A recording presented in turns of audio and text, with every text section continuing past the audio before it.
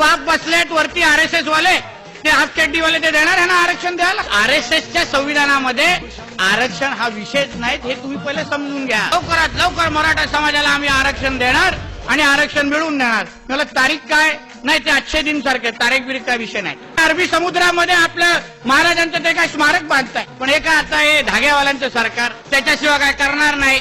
म्हणून एक दिवस मी त्यांना हातात देऊन, साहेब 500 रुपये द्यायचं, मुहूर्त लवकर काढा. फडणवीस नावाचा माणूस, आडनावाचा माणूस मराठ्यांना कधी आरक्षण देईल का ह्याचा पहिला पद्धत विचार करा.